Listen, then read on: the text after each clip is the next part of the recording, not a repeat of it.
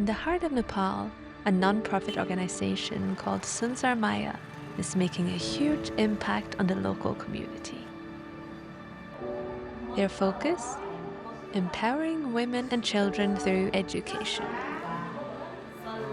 James and I, both members of the Art of Documentary community, were invited by Sown to embark on a shared mission to capture an incredible story, a story about how learning to read and write can transform someone's entire life. Sometimes they are overthinking only on themselves, not able to share anything with anyone, and now they are coming forward.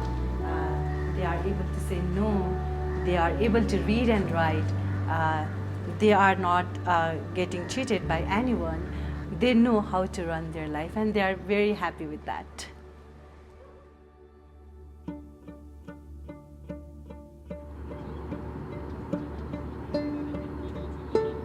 This would be our first time working together. We had never even met in person before. We had 2 cameras and less than 4 days to make it happen. And off we flew to a foreign country to film a stranger. Just landed in Nepal. I'm gonna meet Sweta and excited to shoot this documentary. Alright. Thank you. Bye. How was the flight? It was really good. It was so beautiful. Everything is just so cute, and it's like these really narrow roads, and everything is different. As we spent those first moments together, we began to warm up and to get to know each other a little, which felt very important before we dove into the filming. Shweta talked about Sunsar Maya as being a home, and from the moment we stepped in, we understood why.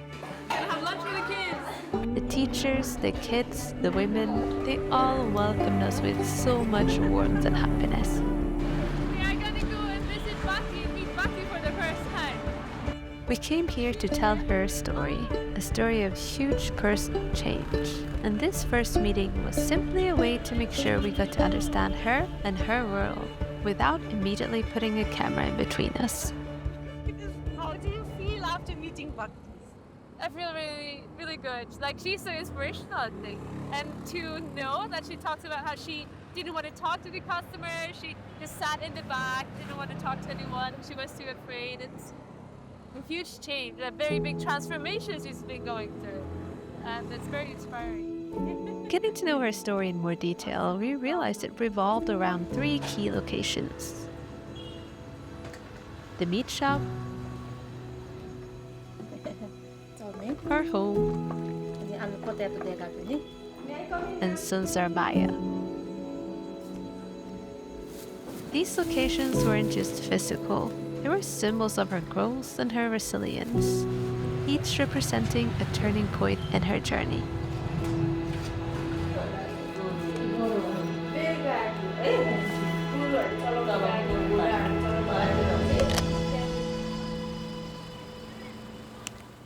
It is Tuesday, the 19th, and it's our first proper shoot day, and it's 5:30 in the morning.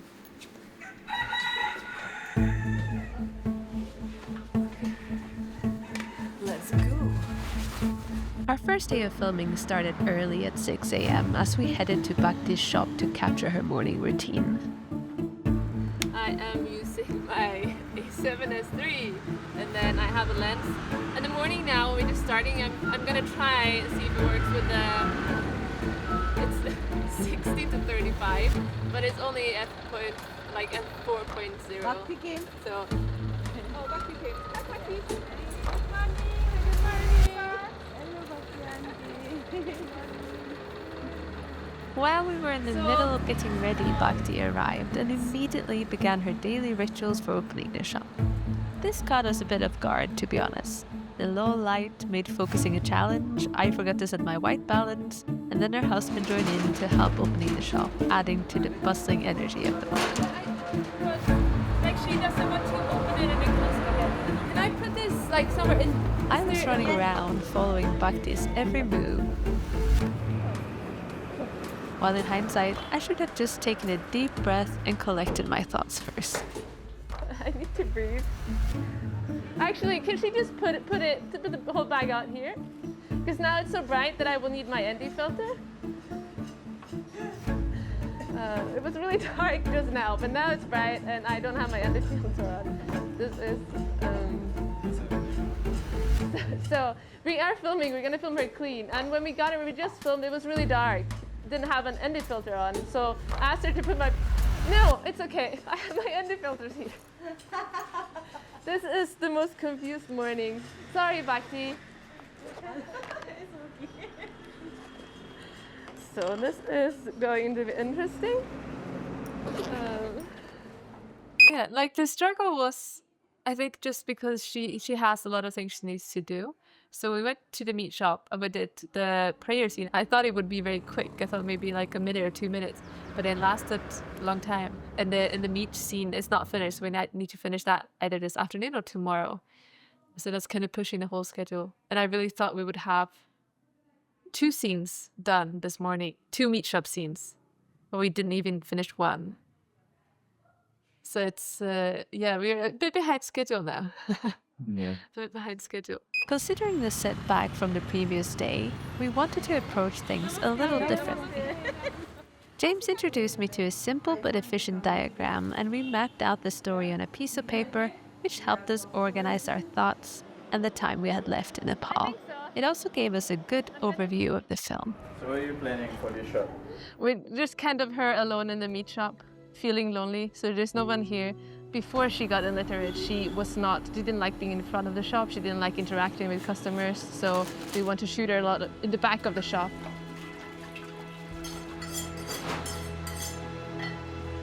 Our goal was to capture Bhakti's journey, her struggles and triumphs, going from the dark place where she once felt helpless and unsure of herself, to the powerful, confident and independent woman she is now.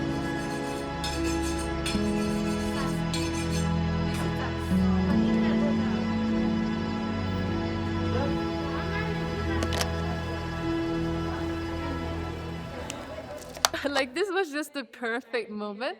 Like, we were asking this teacher to show me around.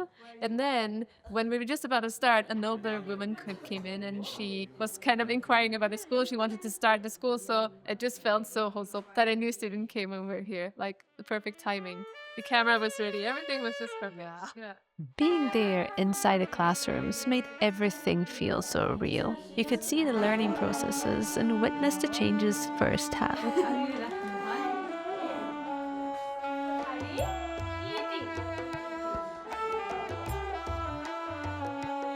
We captured Bhakti fully immersed in our classes, and her commitment to learning and growth was very visible.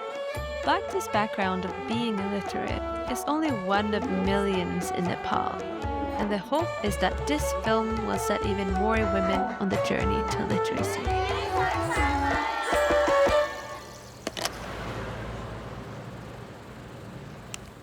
How long has she lived here?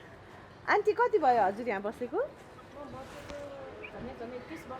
30 years 30. यही घरमा 30. yes That's a long time. and she have her So house it must too. feel like her, but it also must feel like home, no? yes हजुरलाई त यो घर जस्तै हुन्छ होला आफ्नै Bhakti Sown presented the biggest challenge technically. The narrow hallways, the dark kitchen, the small bedroom. It was hard to light, hard to shoot, and hard to move. But emotionally, it was perfect to portray her illiteracy.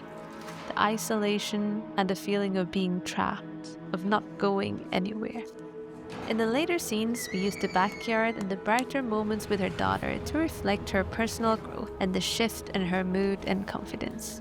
We also better understood the different roles her family members played in her story, her parents and siblings, her own children, and most of all, her husband and his support in her learning journey. family Yeah. And that's her and her husband. I knew from the start that an interview was going to be difficult due to language barriers. Shweta would be there, helping us translate back and forth, but it would obviously not be as smooth as if we had spoken the same language.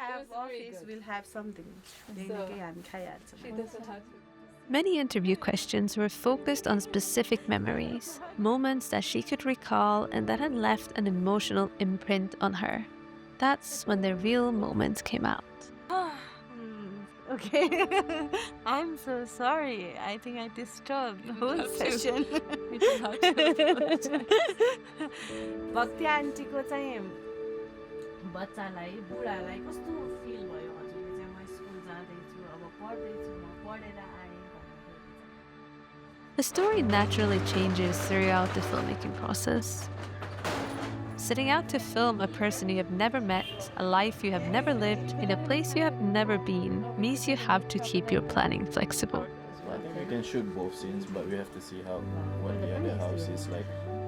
We knew what kind of emotions we wanted to capture, but when it came to exactly how and when to capture them, we had to go with the flow. Transition from Bhakti's story into a more general story of village. I have to admit that it was overwhelming at times. It was the first time I wasn't working alone, but having another filmmaker alongside me, someone bringing their own ideas, intuition and rhythm, shaped the story in ways I could not have done on my own. Now I'm working with other people. I've only just worked with myself before, so it's nice to, like for me, this is that we're taking a huge step.